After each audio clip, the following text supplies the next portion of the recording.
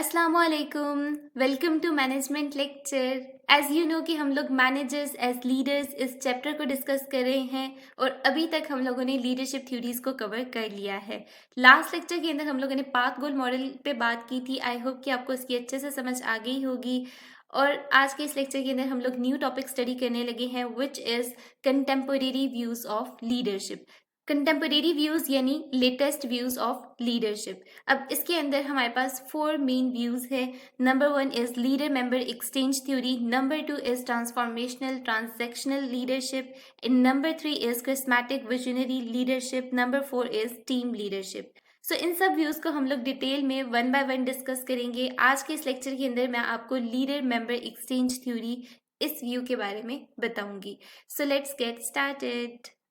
So, leader member exchange theory says that leaders create in groups and out groups, and those in the in group will have higher performance rating, less turnover, and greater job satisfaction. So leader member exchange theory हमें बताती है कि leaders ने organisation के अंदर 2 groups बनाए होते हैं। Number 1 is in groups and number 2 is out groups. ठीक है, अब इन ग्रुप्स के अंदर जो लोग हैं उनकी परफॉर्मेंस ज़्यादा है एज़ कम्पेयर टू जो लोग आउट ग्रुप्स के अंदर हैं। ठीक है, उनका टर्न ओवर जो है वो लेस है, उनकी जॉब सेटिस्फैक्शन जो है वो ज़्यादा है as compare to out groups. अब इन ग्रुप्स के अंदर कौन से ऐसे लोग हैं जिनको ये सारी चीज़ें मिली हुई हैं और आउट ग्रुप्स के अंदर जो लोग हैं उनके पास ये चीज़ें नहीं हैं। सो इन ग्रुप्स के अंदर ऐसे लोग हैं जो कि ऑर्गेनाइजेशन के अंदर लीडर के फेवरेट हैं। ठीक है, लीडर उन्हें जो भी काम कहता है वो उसे बहुत अच्छे अंदाज से करते हैं, लीडर को सेटिस्फाई करने की कोशिश करते हैं, उनके दरमियान बड़ी ज़बरदस्त बॉन्डिंग है, म्यूचुअल ट्रस्ट डेवलप है। सो लीडर उन्हें अपॉर्चुनिटीज़ प्रोवाइड करता है, वो उन अपॉर्चुनिटीज़ से फ़ायदा हासिल करते हैं, अपनी एबिलिटीज़ को स्किल्स को इम्प्रूव करते हैं और लीडर की हर काम में मदद करते हैं। ठीक है, लाइक उनकी पर्सनालिटी भी जो होगी वो सिमिलर होगी, उनके ओपिनियंस डिफरेंट नहीं होंगे। ठीक है, वो हर बात में लीडर को सपोर्ट करेंगे, लीडर हर बात में उन मेंबर्स को सपोर्ट करेगा। ठीक है, सो आउट ग्रुप्स के अंदर वो लोग होंगे जो कि लीडर के इतने ज़्यादा फेवरेट नहीं होंगे, लाइक उनके दरमियान बहुत ज़्यादा डिफरेंसेस होंगे। डिफरेंसेस किस तरह से कि उनकी ओपिनियंस मैच नहीं करते होंगे। ठीक है, लीडर उन्हें जो काम कहता होगा वो बहुत अच्छे अंदाज से नहीं करते होंगे। ठीक है, यानी वो पीछे पीछे रहते होंगे खुद भी। और इन ग्रुप्स के अंदर जो लोग होंगे वो खुद से रोल को टेक ओवर करने में आगे आगे होंगे। वो कहेंगे कि मुझे ये रोल दे दिया जाए, मैं इस काम को बहुत अच्छे से कर सकता हूँ, मेरे अंदर एबिलिटी है। ठीक है, तो इस तरह से वो लोग जो होंगे ऑर्गेनाइजेशन के अंदर ज़्यादा सक्सेसफुल होंगे as compare to out groups के अंदर जो लोग होंगे वो। ठीक है, यानी overall leader member exchange theory जो है वो एक रिलेशनशिप बेस्ड अप्रोच है। ठीक है, यानी आपका रिलेशनशिप जितना अच्छा होगा लीडर के साथ, आप उतने ज़्यादा ऑर्गेनाइजेशन के अंदर सक्सेसफुल होंगे and vice versa. So moving toward next slide, which is LMX, Leader Member Exchange Theory, suggests that early on in the relationship between a leader and a given follower, a leader will implicitly categorize a follower as in or as out. That relationships tends to remain fairly stable over time. ठीक है, ये relationship के organisation के अंदर leader ने कुछ लोगों को इन ग्रुप्स में डाला हुआ है, कुछ को आउट ग्रुप्स के अंदर डाला हुआ है। ठीक है, यानी वो उस तरह से बिहेव करता उन मेंबर्स के साथ। तो ये कभी कभी तो ठीक है जब आउट ग्रुप्स के मेंबर आपके साथ अच्छे से बिहेव नहीं कर रहे। ठीक है, तो वो वाली सिचुएशन जो है वो स्टेबल है, लेकिन समटाइम्स ये सिचुएशन जो है वो स्टेबल नहीं रहती, डिपेंड कर रहा होता है इन्वायरमेंट के ऊपर। ठीक है, leaders also encourage LMX by rewarding those employees with whom they want a closer linkage and pushing those with whom they don't.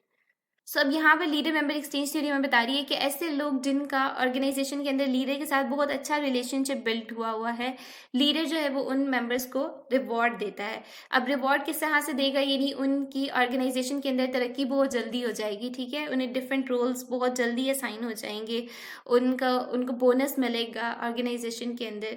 ठीक है, और ऐसे लोग जिनकी लीडर के साथ बॉन्डिंग बहुत अच्छी नहीं होगी, ठीक है, वो लीडर की बातें नहीं मानते होंगे, वो आउट ग्रुप के मेंबर्स होंगे, तो लीडर क्या करेगा, उन्हें पनिश करेगा।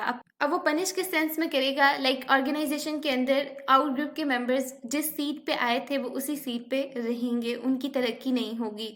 ठीक है, उनको बोनस नहीं मिलेगा, उन्हें डिफरेंट अपॉर्चुनिटीज़ नहीं मिलेंगी। ठीक है, जिनसे वो फ़ायदा उठा के अपनी स्किल्स को इम्प्रूव कर सकें। तो इस तरह के कामों में वो बहुत ज़्यादा पीछे रहेंगे। For the LMX relationship to remain intact, however, both the leader and the follower must invest in the relationship. So leader member relationship हमेशा एक जैसा रहे, तो इसके लिए लीडर और मेंबर्स दोनों को इन्वेस्ट करना होगा उस रिलेशनशिप के अंदर। यानी दोनों को हमेशा एक दूसरे की हाँ में हाँ मिलानी होगी, एक दूसरे की बातों को मानना होगा, ठीक है, तभी वो उनका जो ट्रस्ट का एक रिलेशनशिप बिल्ड हुआ है वो कामयाब रहेगा, ठीक है। It's not exactly clear how a leader chooses who falls into each category, but evidence shows that in-group members have demographic, attitude, personality, and even gender similarities with the leader.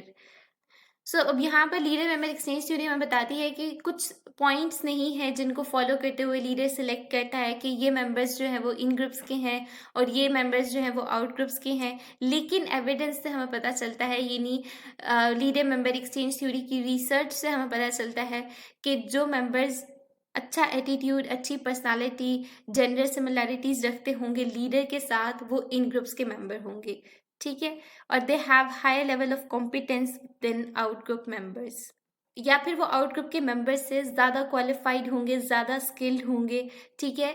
इसी वजह से लीडर जो है वो उन्हें ज़्यादा पसंद करता होगा और वो इन ग्रुप के मेंबर्स बन जाएंगे, ठीक है। The leader does the choosing, but the followers characteristics derive the decision.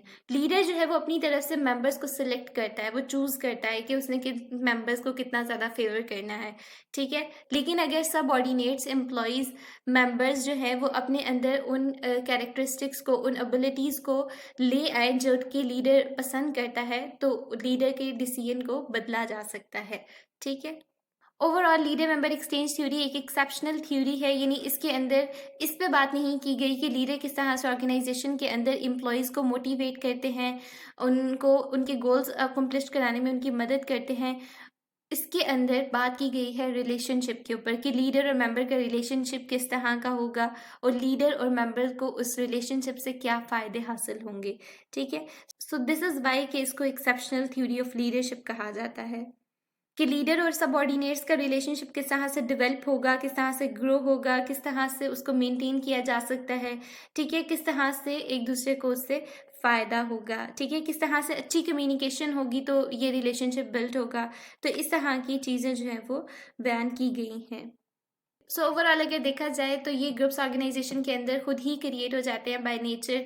आप उन्हीं लोगों को पसंद करते हैं जो कि आपकी बात मानते हैं, जो कि आपका साथ देते हैं, ठीक है, और जिनकी पर्सनालिटी आपसे सिमिलर होती है, ठीक है। आई होप कि आपको लीडर मेंबर एक्सचेंज थ्योरी के ओवरऑल ऑब्जेक्टिव की समझ आ गई होगी कि लीडर मेंबर एक्सचेंज थ्योरी के अंदर किस चीज़ को एक्सप्लेन किया गया है, ठीक है। So moving toward next slide, which is the conclusion of leader-member exchange theory. So research on leader-member exchange theory has been generally supportive. It appears that leaders do differentiate among followers, that these disparities are not random, and the followers with in-group status will have higher performance rating, engage in more helping or citizenship behaviors at work, and report greater satisfaction with their boss. Leader member exchange theory पर जितनी भी research की गई वो क्या थी, sportive थी, यानी वो लीडर मेंबर एक्सचेंज थ्योरी को सपोर्ट कर रहे थे एज कम्पेयर टू कि वो ये कहें कि इसके अंदर जस्टिस को डिनाई किया गया है कि ऑर्गेनाइजेशन के अंदर सब मुलाजिम जो है वो इक्वल है, बट इसको कहने के बजाय वो क्या कह रहे थे, वो उसको सपोर्ट कर रहे थे।